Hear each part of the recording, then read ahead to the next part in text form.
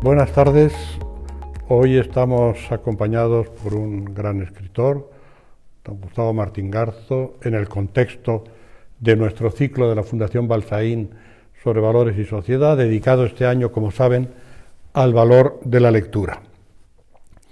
Vamos a conversar durante un rato en torno a la lectura, pero esta vez desde la perspectiva de quien crea lo que vamos a leer. Aquello con lo que los lectores, cuando tomamos un libro en nuestras manos, empezamos a profundizar en la obra, en el pensamiento de quien ha realizado ese libro.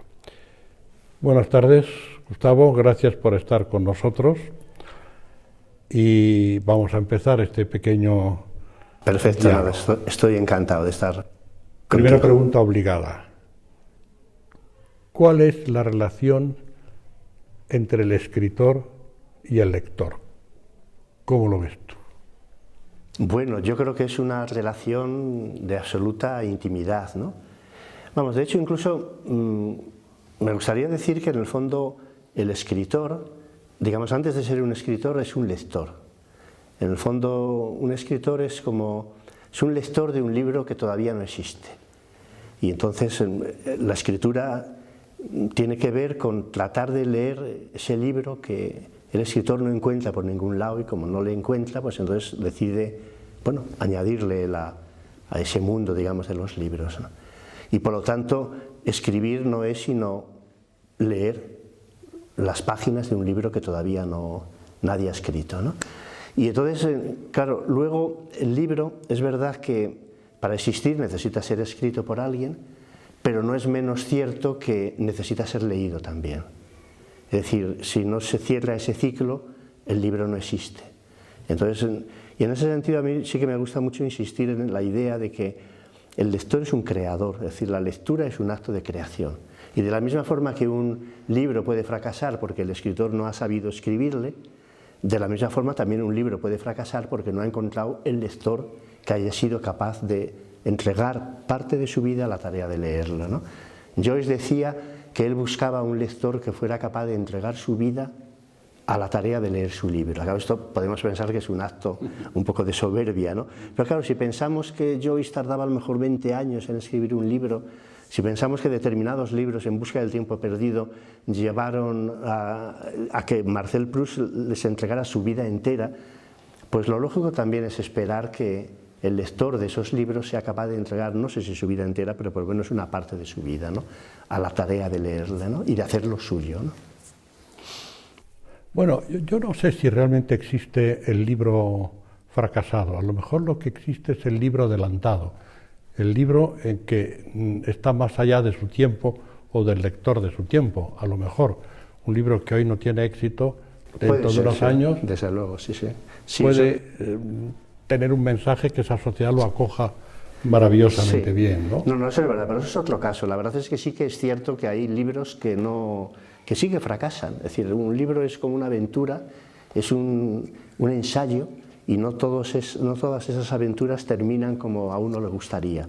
Entonces, incluso cuando tú piensas, por ejemplo, como autor en los libros que has escrito, sí que te das cuenta de que hay algunos libros de esos que has escrito que te han salido mejor que otros. Sin embargo, en el momento de publicarlos no, si lo has publicado es porque pensabas que ese libro más o menos se ajustaba a lo que tú querías que fuera.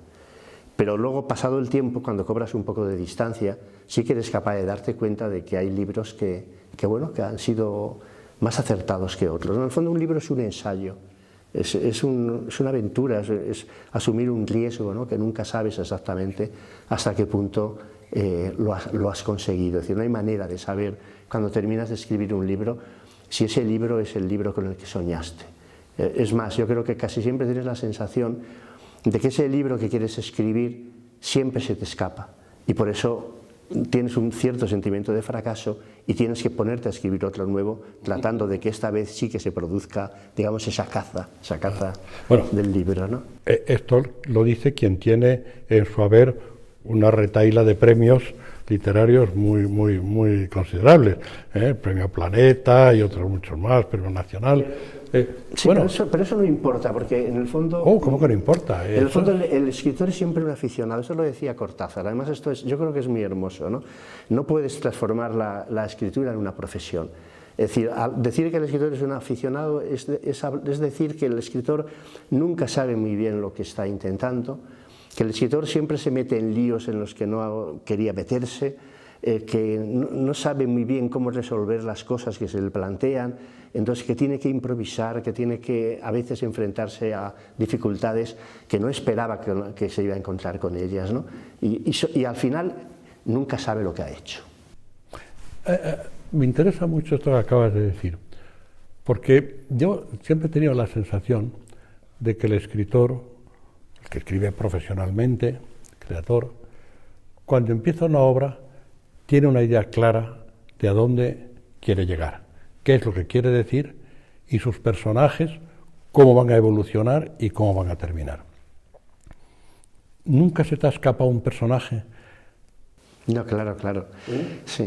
Bueno, claro, lo que pasa es que cada escritor probablemente contestaría esa pregunta de una manera, ¿no? Pero yo creo que hay como dos tipos de escritores, aquellos que necesitan tener muy elaborada toda la obra en su cabeza, en su pensamiento, y antes de ponerse a escribir necesitan saber exactamente qué es el libro que van a escribir, los personajes, los capítulos, todo lo que va a suceder, etcétera, etcétera, ¿no?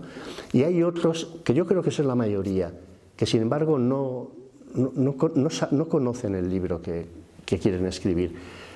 Vamos a ver, parten de algo poderoso, de algo que les obliga, digamos, a ponerse a escribir, ¿no? Hay una especie ahí como de llamada, ¿no? Que tienen que atender, pero no saben lo que se van a encontrar cuando responden, digamos, a esa llamada, ¿no? Y entonces, claro, esto es lo que hace también que la escritura, que en muchos momentos es muy pesada porque exige muchísimo esfuerzo, dedicar muchas horas, sin embargo se transforma en algo apasionante en la medida en que te permite descubrir cosas que no sabías que te estaban esperando. Y en efecto, claro, eso que tú dices, claro que te pasa. De pronto te encuentras con un personaje que en principio pensabas iba a tener un papel muy secundario y de alguna forma cobra una importancia que tú no tenías prevista y te lleva a un lugar que no es aquel en el que tú esperabas que te iba a llevar o que te lo ibas a encontrar, ¿no? Entonces son esas sorpresas las que realmente transforman la escritura en algo, digamos, hermoso de ser vivido, ¿no? Casi en una especie como de aventura erótica. No se puede escribir sin sentir deseo, es decir, el deseo es la clave. Hemingway decía, para escribir hay que estar enamorado, es decir, y es una manera de decir, no es posible escribir si no amas la historia que quieres contar. Si no existe esa pasión por ella, difícilmente podrás escribirla bien, ¿no? Y una pregunta, ¿el escritor puede ser o puede crear su obra independientemente del contexto en el que está, de su tiempo? Porque el escritor, bueno, cualquiera de nosotros, recibe todo un haber histórico-cultural de toda la literatura escrita, etc. ¿Puede el escritor de alguna manera prescindir del mundo en el que vive y crear algo, digamos, atemporal, de cierta manera? ¿O el mundo en el que estamos es tan fuerte que necesariamente le influye, le condiciona? No, claro, no puedes escribir al margen del mundo en el que estás, ¿no? Porque ese mundo es el que te lo ha dado todo, ¿no? Todo lo que eres, es decir, tus sentimientos, tus ideas, la cultura, ¿no? O sea, de alguna forma un escritor siempre forma parte de una larga cadena y debe tener en cuenta, digamos, a todos aquellos que le han precedido, ¿no? Evidentemente, ¿no? A los grandes escritores, a los grandes poetas que han escrito antes que él, ¿no? La memoria de todas esas obras, digamos, forma parte de tu vida. Y por lo tanto, en la medida en que forma parte de tu vida, se hace patente en el proceso de escribir, ¿no? Pero claro que también está todo el mundo que te rodea, el mundo cotidiano, tu familia, tus relaciones, tus historias, tu compromiso con el mundo y con la realidad, ¿no? Tu mirada crítica respecto a ese mundo. Normalmente la literatura siempre va asociada a la crítica, surge de un descontento, no conformarse con el mundo tal como es, ¿no? y de alguna manera querer cambiarlo, ¿no? Lo cual no quiere decir que un escritor tenga que obligatoriamente ser un escritor realista en el sentido que se entiende. Porque claro, ese concepto del realismo es un concepto muy vago que no sabe uno muy bien lo que significa, porque claro, ¿qué es la realidad? La realidad es lo que podemos ver, lo que podemos tocar, evidentemente, eso está claro. Pero ¿es que acaso no son reales nuestros sueños, no son reales nuestros deseos, nuestras apetencias, todo ese mundo interior, ¿no?, que hay en cada uno de nosotros, ¿no? De alguna forma es el que explora la literatura. Entonces, por ejemplo, a mí me gusta mucho la literatura que se abre, digamos, a lo fantástico. Pero yo no veo que ese mundo un poco de la fábula sea un mundo contrapuesto al mundo real. Yo creo que la fábula es el lado oscuro de lo real, ¿no? Entonces, y en ese sentido me interesa tenerla en cuenta porque amplía el territorio de eso que llamo yo, de eso que se llama realidad, ¿no? Sí, efectivamente. Bueno, cuando estamos hablando de la lectura pues una cosa tan diversa, estamos hablando de la novela, el ensayo, el teatro, la poesía, es un mundo riquísimo, un abanico que se le abre al lector de posibilidades y cada uno tiene su forma de leer, claro. Evidentemente, ¿no?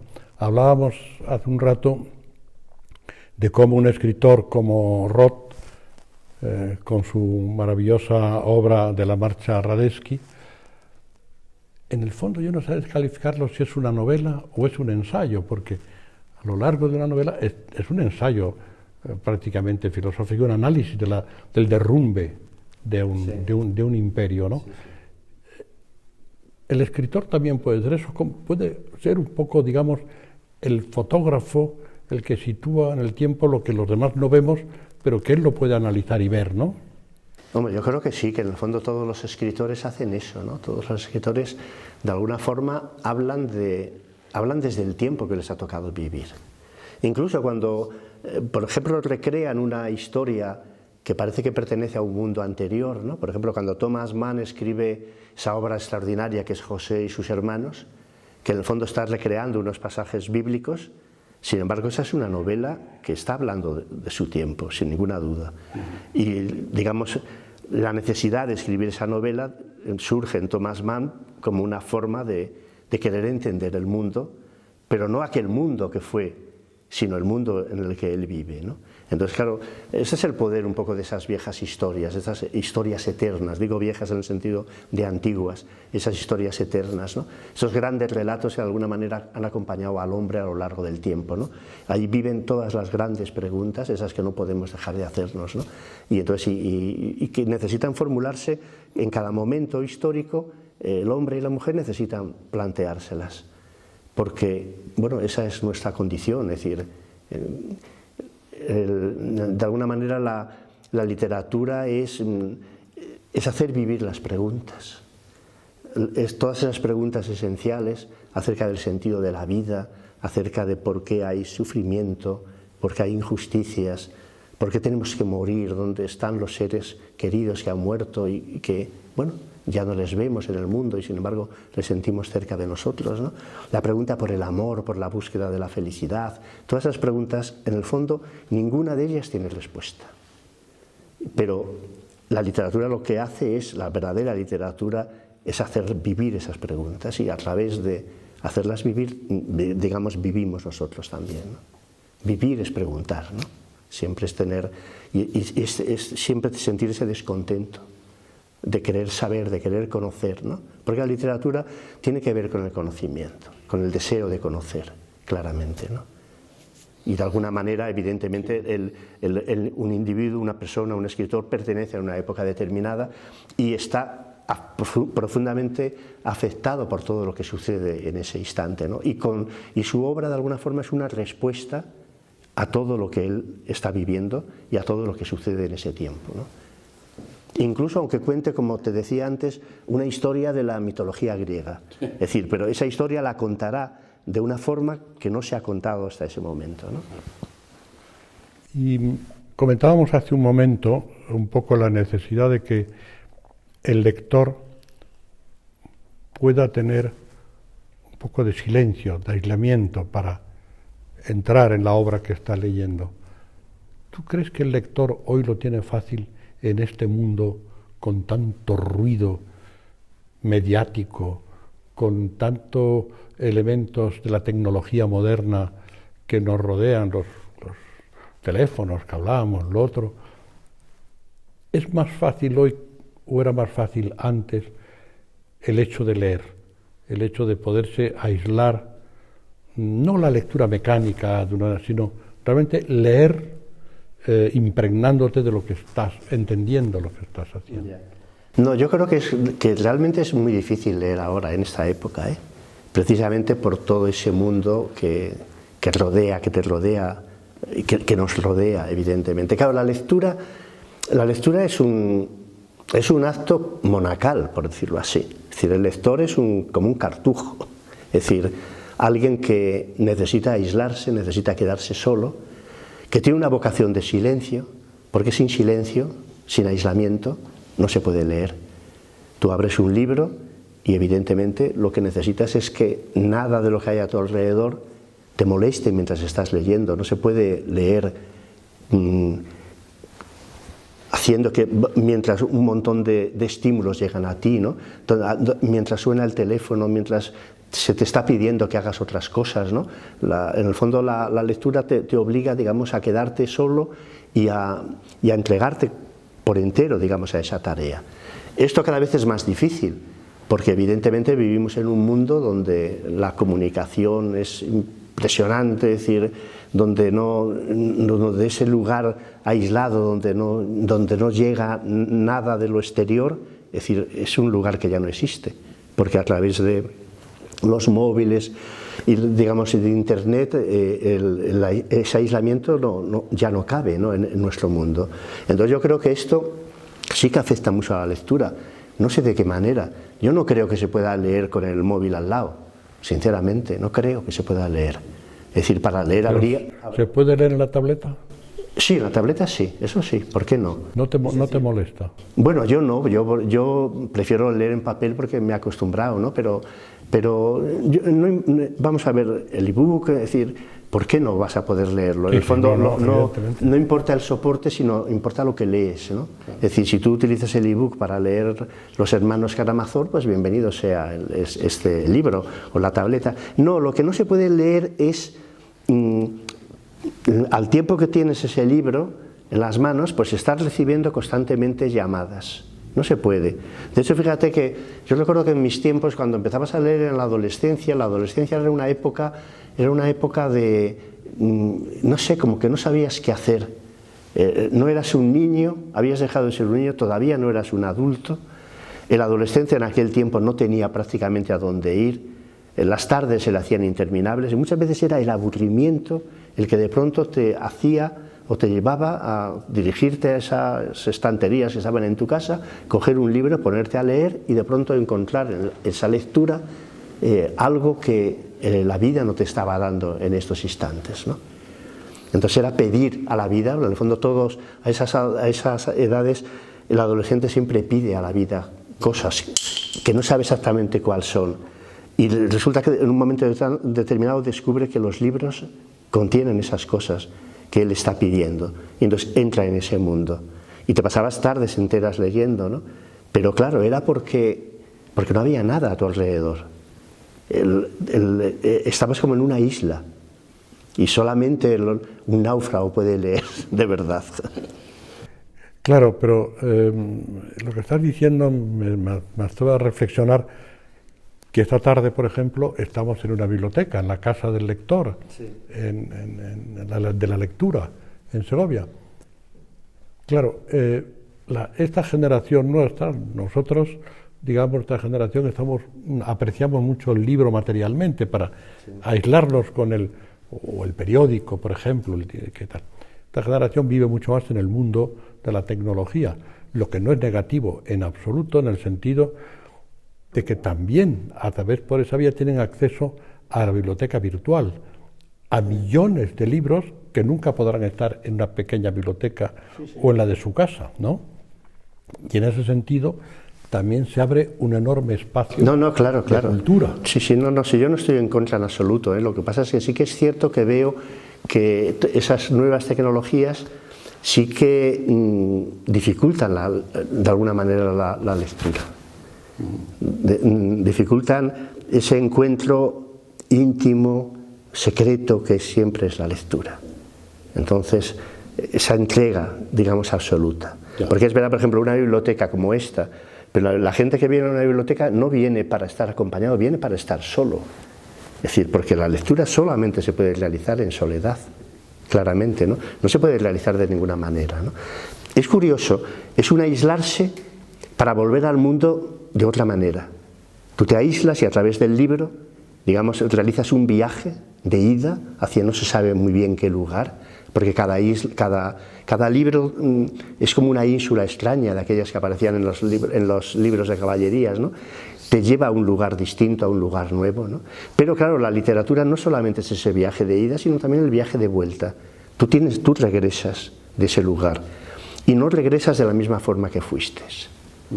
Regresas dueño de cosas que a lo mejor no sabes explicar la que son, pero que evidentemente te van a servir, digamos, para tu vida cotidiana y para tu encuentro con los demás, ¿no? Vas a salir fortalecido. Y de hecho yo creo que un chico, una chica, unos adolescentes que sean lectores, es decir, la lectura es un don, porque no todo el mundo le gusta leer y no sabemos por qué.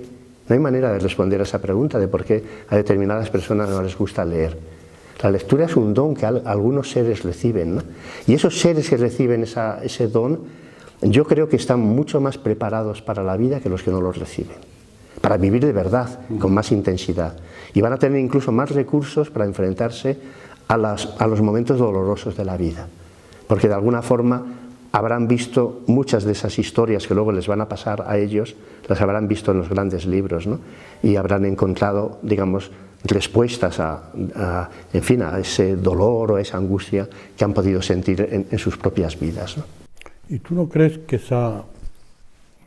enlazando con lo que acabas de decir, que es muy importante, no crees que precisamente hay un periodo de la vida de cualquier persona, que es el periodo de la escuela, en el cual si te enseñan a leer o te llevan de la mano a apreciar el valor del libro, aunque sea el libro infantil más sencillo, pero que te inoculen ese interés y ese placer por la lectura, ¿no crees que eso tiene un papel muy importante en la escuela? No digo que luego haya quien no vuelva a leer o no le interese, pero si ese trabajo no se hace desde la escuela, a mí me parece difícil hacerlo después. Completamente, pero además, fíjate, yo iría más lejos todavía. Ese trabajo hay que hacerlo desde que el niño nace. Es decir, yo, por ejemplo, no dejo de repetir, siempre que voy a hablar de libros, lo importante que es que los adultos cuenten cuentos a los niños. Se los cuenten incluso cuando aún no pueden entenderlos, que en el fondo es lo que hacen todas las madres del mundo, incluso las más analfabetas. Todas saben que aparte de tener que ocuparse de su niño, tener que alimentarle, tener que procurar que no pase frío, tienen que darle ese alimento secreto que solo las palabras tienen. Es decir, tienen que hablar con él. Al principio obviamente no va a entender lo que les dicen, pero poco a poco ese niño va entrando en el mundo del lenguaje. O sea, la madre nos ofrece dos dones esenciales, el don de la vida primero, pero hay otro don no menos importante, que es el don del lenguaje. El don del lenguaje es un don de la madre. La madre sabe que para que esa criatura, que en rigor todavía no es un niño ni una niña, porque el ser humano es el que vive en el lenguaje. Entonces un bebé no se puede decir en rigor que sea un niño o una niña, que sea ni siquiera un ser humano. Es una criatura que no sabemos de dónde viene, que viene más bien del mundo de los cuentos, ¿no?, que del mundo real. Pero esa criatura, para que se transforme en un ser humano, en un niño o una niña, la madre le habla y le va dando las palabras que necesita para transformarse en un niño. Y entonces y llega un momento en que cuando el niño empieza a entender eso que la madre le da al niño, se va haciendo más complejo, y son pequeñas historias, son pequeños poemas, son canciones, son nanas, etc. Y poco a poco le va introduciendo en el mundo del cuento. Entonces, si queremos que un niño sea lector, es decir, la primera tarea que debemos realizar cuando es muy pequeño es contarle historias. En el fondo, el momento fundacional para mí de la literatura es ese momento en que el niño pequeño o la niña se va a la cama y entonces pide a su padre o a su madre que le acompañe a la cama, porque se va a quedar solo y es de noche Y la noche es el reino de lo incierto, es la oscuridad, cualquier cosa puede suceder, ¿no? Y el adulto hay que reconocer que somos incoherentes, ¿no? Le pedimos al niño que se quede solo justo cuando más riesgos hay para él, o él imagina que hay más riesgos, ¿no? Puesto que le dejamos en el reino de la noche, ¿no? Y entonces el niño no quiere que se marche su padre o su madre, y entonces le hace sentar y le pide un cuento. En el fondo, pedir un cuento es como un procedimiento retardatorio, es una manera de decirle no te marches todavía, quédate aquí. Y entonces la madre, el padre, el abuelo, en fin, el adulto que está ahí a su cargo, le empieza a contar. Y esa es la literatura nace ahí, en ese instante, en el instante en que el niño le pide al adulto un cuento. Y ese niño que escucha cuentos desde que es pequeño, es decir, de alguna manera ya está en la literatura, ya ha entrado en el mundo de la literatura. Claramente. Y eso no lo va a olvidar nunca. Incluso aunque luego no sea lector, pero es mucho más fácil que un niño que ha escuchado cuentos de pequeño sea lector que un niño que no los ha escuchado. Clarísimamente, ¿no? Pero aunque luego no sea lector, esos cuentos vivirán en él y le darán recursos para enfrentarse a la vida, ¿no? Y le harán enfrentarse, digamos, a aceptar la vida en toda su complejidad y en fin, en toda su amplitud. Pensamiento muy hermoso. Esta tarde en el aula de la Real Academia de Historia y Arte de San Quirce vamos a disfrutar con esta intervención. Podremos tener ya a escala global, como digo yo, dentro del aula, este diálogo con tus oyentes. Quisiera terminar, si me lo permites, este brevísimo diálogo con una última pregunta o cuestión, o reflexión, mejor dicho, tuya. La Fundación promueve un premio, premian valores democráticos en el ámbito escolar. 15, 16 años. El año pasado lo hicimos sobre el valor de la solidaridad, este año lo haremos sobre el valor de la igualdad, y los chicos realizan un vídeo con su teléfono, con lo que quieran, bajo la dirección de un tutor. Y compiten a un premio que luego entregamos aquí en el Teatro Juan Bravo de Segovia. Y reunimos unos testimonios de personas relevantes en una página específica del premio para que profesores y alumnos, no digo que se inspiren, pero al menos encuentren ideas o reflexiones que les puedan ser útiles a la hora de crear ellos su propia obra. ¿Cómo ve hoy el escritor, en este mundo tan convulso en el que estamos, la real vigencia del principio de igualdad? ¿Qué le diría a estos chicos que están en un momento creativo muy importante de su vida?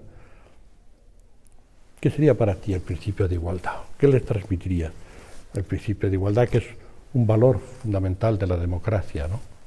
Claro, bueno, es tan fundamental que uno no sabe muy bien qué decir, cómo tiene que explicar una cosa, digamos, tan obvia, ¿no? Acerca de que todo el mundo debería tener derecho a tener las mismas oportunidades, ¿no? Y el hecho a que nadie pudiera ser discriminado o pueda ser discriminado en función de su sexo, de su raza, de sus aptitudes intelectuales, etcétera, etcétera, ¿no? Octavio Paz dice una cosa muy hermosa. Dice que de las tres palabras de la Revolución Francesa, igualdad, fraternidad y libertad, la esencial y la más olvidada es fraternidad. Dice, la libertad sin igualdad genera injusticia. Es lo que vemos con el liberalismo este desenfrenado en el que estamos, ¿no? Todos reclaman la libertad para hacer lo que se les antoja, pero evidentemente si uno no es consciente de que esa libertad, es decir, puede dejar en entredicho a un montón de personas, ¿no? Pues entonces evidentemente eso genera injusticia. La igualdad sin libertad genera tiranía. Los regímenes comunistas, es la demostración clara, ¿no? Ponen el principio de la igualdad por encima de cualquier cosa, incluso acaban con la libertad. Entonces la fraternidad es el puente que une, necesario, que relacione la libertad con la igualdad. Es decir, ni la libertad ni la igualdad por sí solas sirven de gran cosa. Es necesario unirlas con ese concepto esencial que es la fraternidad. Rossellini, el gran director de cine, dice que el corazón de una sociedad es la ley, pero el corazón de una comunidad es el amor. que es otro nombre de la fraternidad. Muy bonito. Queridos amigos, Gustavo Martín Garzo, muchísimas gracias por habernos regalado con este tiempo a la Fundación y a todos los que van a acercarse, que son muchos, que vienen a escucharnos, y espero que en el futuro podamos seguir en contacto y podamos seguir colaborando y gozando de tu pensamiento, que es para todos muy, muy, muy válido. Muchísimas gracias por estar esta tarde con nosotros. Bueno, ha sido un placer. Muchas gracias a ti. Muchas gracias.